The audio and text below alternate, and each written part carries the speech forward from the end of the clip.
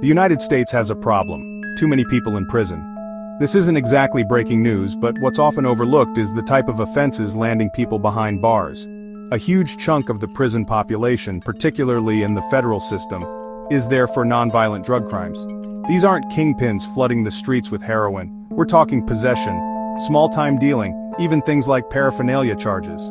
Now, I'm not saying drug use is fantastic, but these are often offenses driven by addiction, poverty, lack of opportunity, issues that prison doesn't magically solve.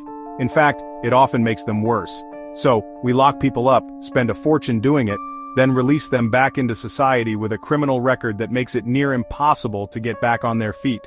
Shockingly, this doesn't reduce crime, it creates a cycle of recidivism that benefits no one. So, who are these folks caught in the system? It's not a monolithic group, but there are some striking trends. Racial disparities are glaring.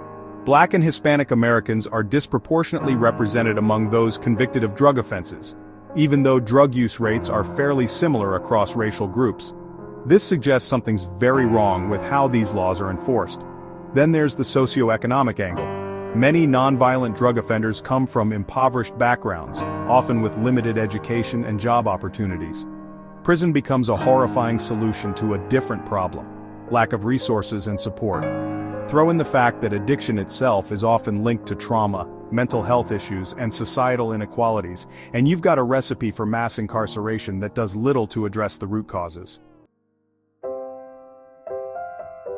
Imagine you've served your time for a non-violent drug offense. You're ready to rejoin society, get a job, rebuild your life.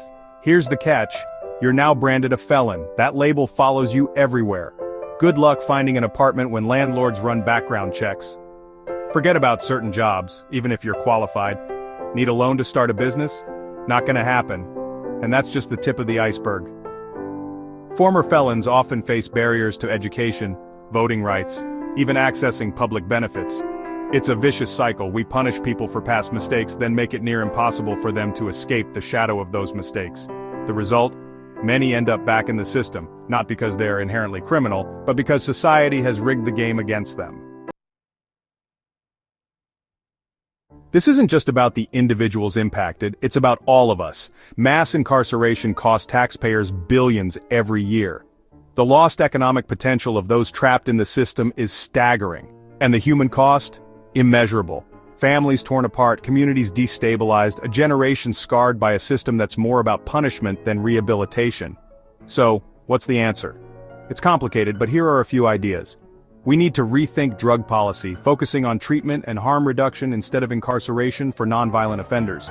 We need to invest in re-entry programs that provide job training, housing support, and mental health services. And we need to challenge the stigma attached to a criminal record, creating pathways for people to truly rebuild their lives. This isn't about being soft on crime, it's about being smart on justice.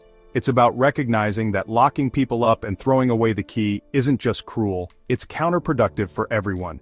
Decriminalizing natural controlled substances like marijuana and mushrooms, and allowing nonviolent offenders to vote and own firearms once their sentence is complete, are steps towards a more just society.